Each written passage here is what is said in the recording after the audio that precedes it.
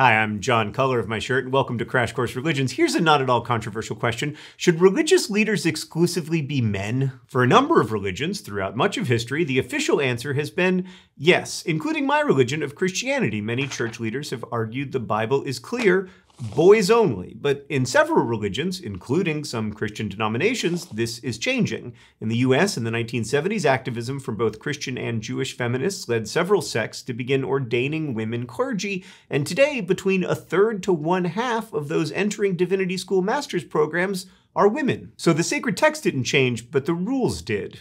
How did that happen?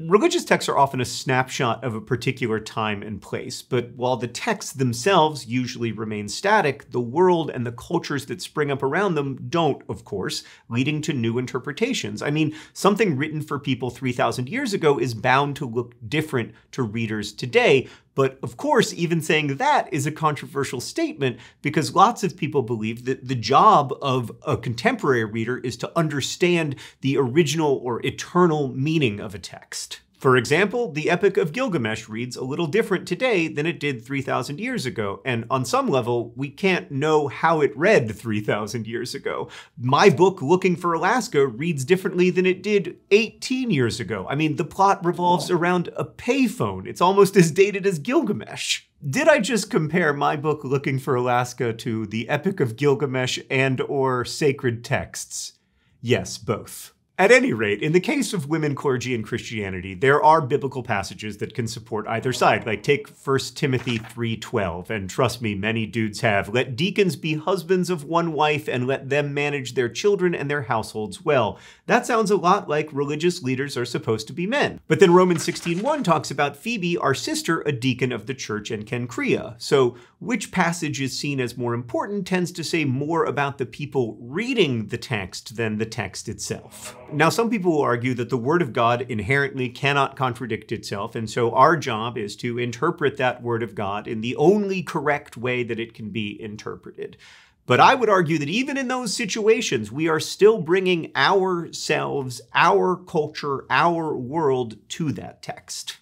Now, many religious texts tell the stories of gods and goddesses and other supernatural beings, but they're also decidedly of the world, emphasizing the social and political issues of the time when they were originally written. Consider 1 Thessalonians, one of the books in the Bible's New Testament. It's essentially an advice column written by Jesus' apostle Paul to a church community. In other words, he wasn't teaching generalities to anyone who would listen. He was responding to very specific concerns from particular people.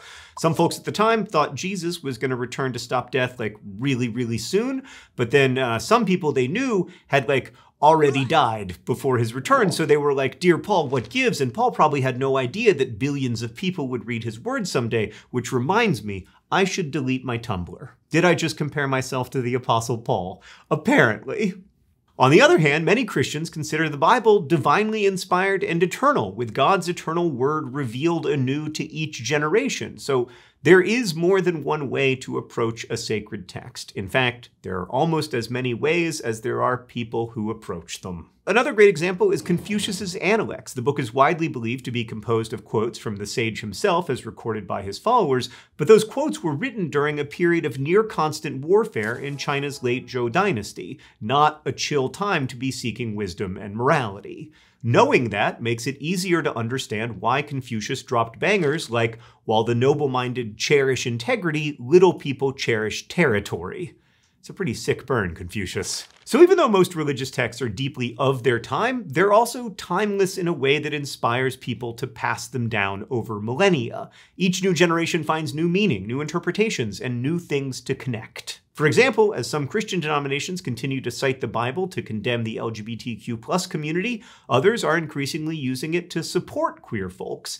And in this way, followers of religions are always negotiating with their religious texts. That's actually the term scholars of religion use, and I kind of love it.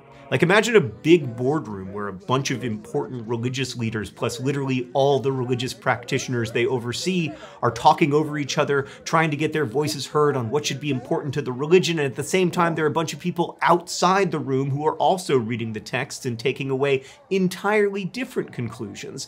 That's the difficulty that religious communities face when negotiating their sacred texts. Like recently, Hindu environmental activists have looked to their sacred texts to support actions against climate change and develop a distinctly Hindu belief system around the environment. Sacred texts like the Ramayana, the Vedas, the Upanishads, and the Mahabharata mention the holiness of the earth and the natural world, which activists can tie directly to climate justice. For example, the Chipko movement emerged in the 1970s in response to commercial logging in the Himalayan regions of India. Protesters would read passages from the Bhagavad Gita and other Hindu texts about the value of forests and their role in the Indian natural landscape. And because different people are always going to interpret texts in different ways, the truth of any religion can't really be boiled down to its religious texts. Like after the September 11th, 2001 terrorist attacks on the World Trade Center and the Pentagon, Muslims and scholars of Islam were asked constantly about what the Quran says about this action, or about how Muslims should treat non-Muslims. But I would argue this was the wrong question, because no passage from the Quran could explain the actions of Al-Qaeda. Extremist interpretations can be found across all faiths,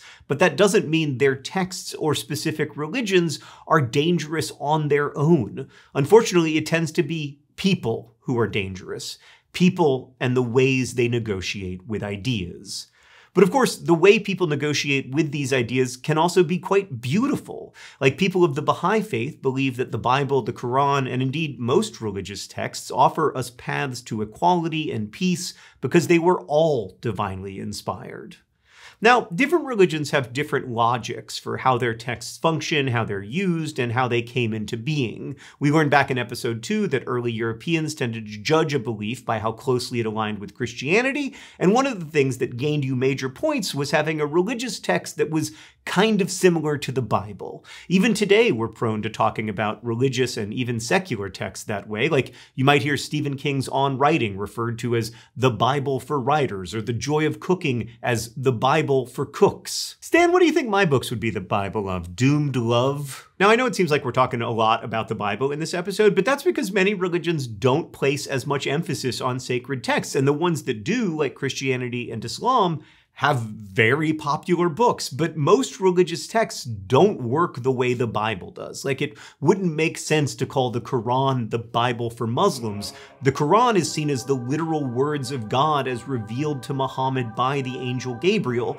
Compare that to the way Catholics believe humans wrote scripture with guidance or inspiration, but not dictation from God. There's a little more room for error and interpretation there, though exactly how much it can be interpreted is, of course, heavily debated. Or here's another difference. The Bible has hundreds, if not thousands, of interpretations and translations. For the most part, those translations are still considered the Bible. But even though the Quran has been translated, most Muslims see those as adaptations of the Quran, not as the Quran itself. It's sort of like owning a print of a famous painting. It has most of the same elements as the original, but you can't deny that it loses something in the reproduction. And you certainly wouldn't say that a print of the Mona Lisa is the Mona Lisa. For the Quran to be the Quran, it has to be the Arabic Quran, the language God spoke in. In a similar way, while many Daoists read the Tao Te Ching, we wouldn't call it the Daoist Bible. The Daoist tradition has a massive canon of texts, like nearly 1,500 of them.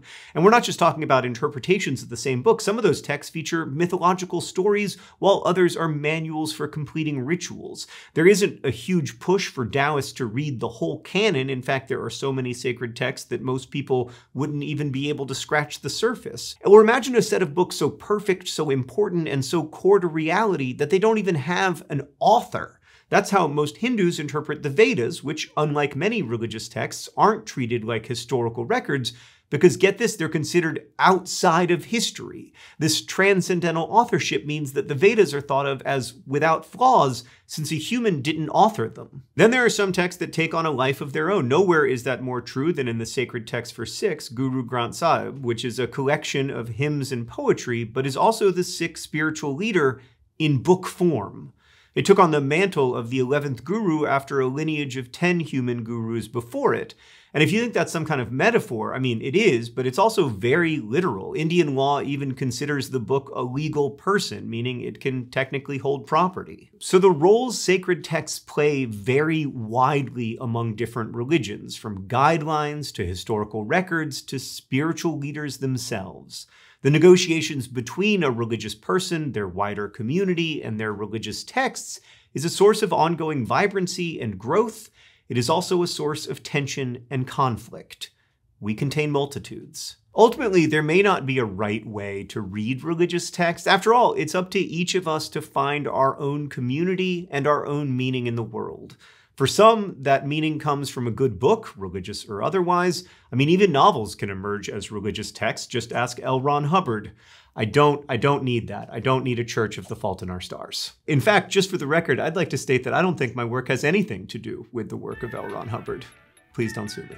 In our next episode, we're going to explore the ins and outs of rituals. I'll see you then. Thanks for watching this episode of Crash Course Religions, which was filmed at our studio in Indianapolis, Indiana, and made with the help of all of these nice people. If you want to help keep Crash Course free for everyone forever, you can join our community on Patreon.